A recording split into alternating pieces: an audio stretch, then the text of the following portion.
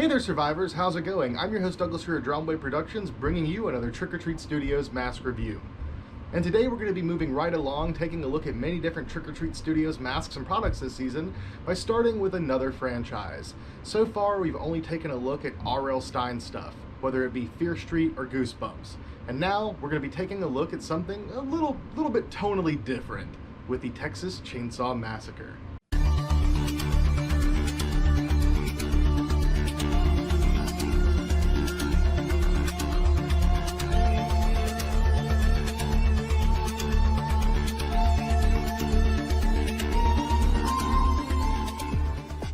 First things first, let's go ahead and address the elephant in the room. This is a mask that I have reviewed in the past, however it was when these were first released.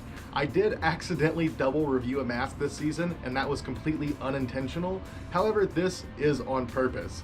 Today we're going to be taking a look at the Texas Chainsaw Massacre 2 Leatherface mask by Trick or Treat Studios. Trick or Treat Studios released a lineup of different Leatherface masks several years back, including of course part 1, 2, 3, and I think maybe others, but at least those first 3 films were included in those initial releases. And of course, whenever those came out, I absolutely had to pick up, I think, everything. I want to say I had everything but the Grandma mask. I want to say that's one I've actually never owned, but I picked up pretty much the rest of the line. And the part 2 mask was of course one of my favorites, and it still is. However, over time, Trick or Treat Studios has updated the quality of paintwork, hair, sometimes stitching, a few different things on various different masks. Not just Leatherface pieces, but other stuff. However, when it does come to the Leatherface masks, we've seen quite a few really nice improvements on those pieces over the years. So let's go ahead and take a look at the Texas Chainsaw Massacre 2 Leatherface mask. What we have here is a full overhead mask with the mouth sculpted in. So this isn't really just the face mask that Leatherface is wearing, but it also does have the lips and the teeth to help represent the character a little bit better. Which is a pretty nice touch because the lips and teeth in part 2 are definitely noticeable pretty much throughout the entire film. A lot of Bob Elmore's acting comes through the lips and teeth. And I mean, you can get some really nasty dentures and that would probably work, but this is a nice solution as well if you don't want to go that far. Whether it be for display purposes or to actually wear this for a costume, I actually don't mind this. And of course, if you don't like it, you can always just trim it out, and what you'll have left is just the full skin face mask with the hair, of course. Now, if you want to take your modifications a bit further, you actually can trim right behind where the hair is here, and you'll pretty much have just the face mask itself. Of course, you would have to add some strapping, but if you want your own natural hair instead of the stitched in hair, you can do that. I like it when they do that. It gives us a few more options, and not all of the Leatherface masks have that option. Some of them have a completely open mouth, whereas some of them do have the sculpted in mouth. Even for the part 1 masks, I'm pretty sure the Pretty Woman does not have a mouth sculpted in, but the regular Killing mask definitely does. Now, as far as the paint job, I think they actually did a pretty nice paint job on these. I want to say the originals weren't quite as nice, especially with the mouth part of it, but we're talking mostly about the Leatherface itself here, not really the mouth. You do have several different skin tones on the different pieces of patchwork that were used to create this mask, which of course is there on the original. It's actually one of my favorite aspects of this mask, is you clearly have several different bodies and several different stages of decayed bodies being used to create this grotesque mask. You've got multiple noses, eyes, ears, a mouth there, another ear. It's a very interesting, odd patchwork piece, but that's what makes it so creepy and cool. And I don't think I've mentioned it yet, and since we're talking about the sculpture, I should go ahead and mention it. The original was created by, of course, special effects legend, Sultan of Splatter himself, Tom Savini. And this is one of my favorite Savini creations. I know that Savini has made a ton of really cool stuff, and I've said that about a majority of his work, but overall, part 2 Leatherface is probably one of my favorite contributions to horror that he's ever done. And I know that that's out of a long laundry list of amazing contributions. I went off on a tangent about the sculpture, but we were talking about the paintwork. The actual leather for the Leatherface, I think, looks pretty nice. They are pretty flat colors, but just to be able to have all those different colors represented nice and subtly, I think is a really nice touch for a mass-produced piece like this.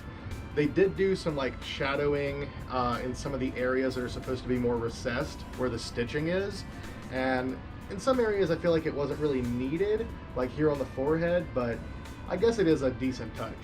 Now, the mouth itself is actually painted exceptionally well in my opinion. They did a few different layers on the flesh tone, and it actually looks a lot better than a lot of different flesh tone Trick or Treat Studios masks. So yeah, really kudos on that. The teeth look really nice. Fantastic work as far as the paint job's concerned. And then as far as the sculpture, like I said, the original, fantastic mask, really, really cool. As for this one, this was sculpted by Justin Mabry, I believe, and Justin did a fantastic job at capturing that likeness. I'm not sure if he did use one of the actual ones from the Screen Use mold as reference or not, but those have been available for years directly from Tom Savini.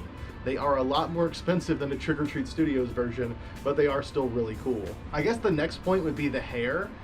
The hair on the face, because you do have a little bit of facial hair on the Part 2 mask, is pretty well done on this one. I would say it's a little bit messy on the nose area on this side of the face, but overall it's pretty well handled. It's very thin, very light, wispy hair that's glued down to look like facial hair on one of the faces that was used to create the Leatherface.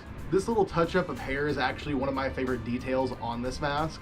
It's something that sets it apart from the rest. I don't think, aside from the remake, we ever see another Leatherface mask that has facial hair. Maybe I'm blanking on that, but just off the top of my head, I think this might be the only one. And personally, I think this looks a lot better than that other mask. And the hair on the head is all stitched in. For the most part, that's gonna be great. I did just notice there's a couple of areas up here where the machine kind of missed and went a little bit onto the face itself instead of the little line right behind it, but that stuff can be easily fixed. And overall, I would say the quality of the hair is really, really nice. I would say the length looks good. Overall, really not much styling even needed. Pretty much just great right out of the box. And then I guess the last thing to address on this is the stitching. Some Leatherface masks that Trick or Treat Studios puts out have actual stitching, whereas some have sculpted stitching. There are pros and cons to both, and we're about to take a look at one of the cons to the actual stitching. This mask does have real leather lace in the forehead here, on the sides of the head over here, going down the side of the neck, of course, this part of the face on the center, over here, and on this side of the temple as well. So there's quite a bit of actual leather stitched into this mask, which is a whole other step and process that is pretty painstaking, I'm sure, for whoever's handling this. And that does make the mask a little bit more expensive, but also it does cause some minor issues for a mass-produced piece. It does look a bit better than having it sculpted. I personally think it does, but if you look very, very close, you'll see it in the close-ups that I have at the end of the video.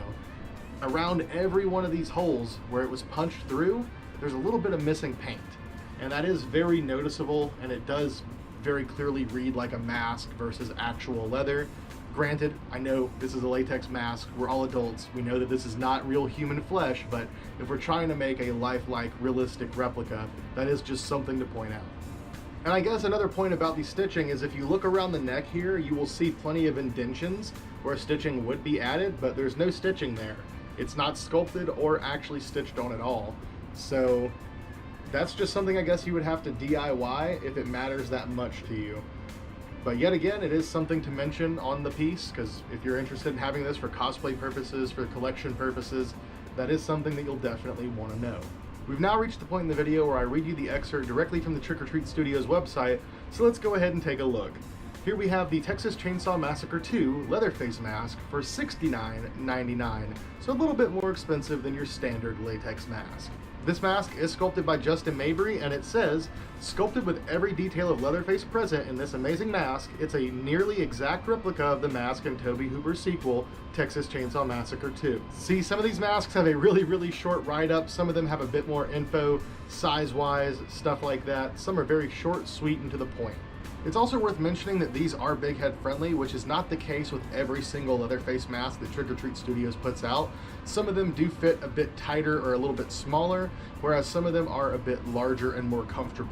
In my opinion, the Part 2 Leatherface is probably the most comfortable out of any of them that they've released so far. $69.99 for a deluxe latex mask with hair and stitching like this is a pretty great price, though I would say that this mask could use a few touch-ups, So yeah, if you're interested in getting one of these and touching it up for collection purposes or for costume, I would say definitely a worthwhile pickup.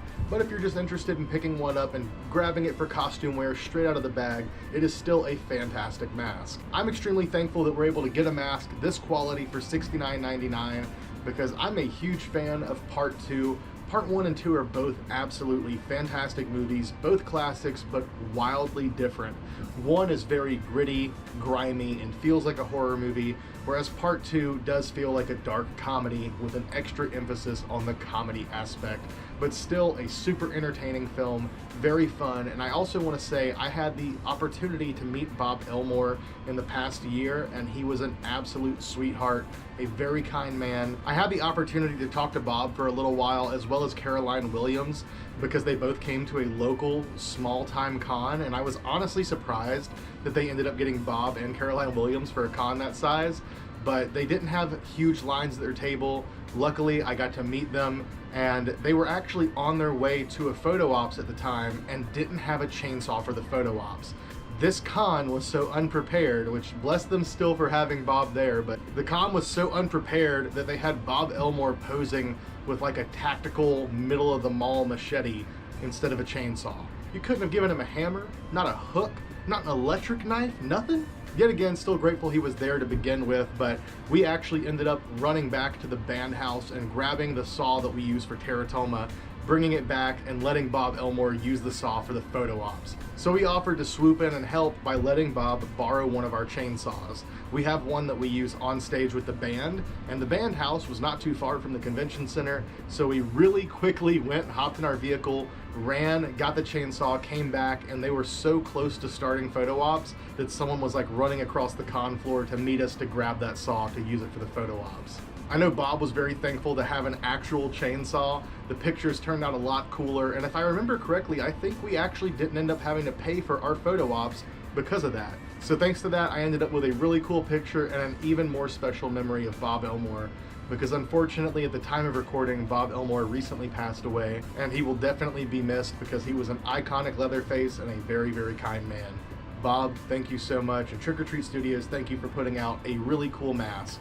With that being said, I think that about covers it for today's video. I don't really have a whole lot else to say. I know that got a bit off kilter there at the end, but I just really wanted to share that memory with you all. I wish I could have done a video of that entire weekend, but nonetheless, I had a fantastic time, and I made a memory that I will cherish for a lifetime. I love you all. Thank you for watching. I hope you enjoyed today's video. Stay tuned for more videos coming very soon, and I'll see you next time.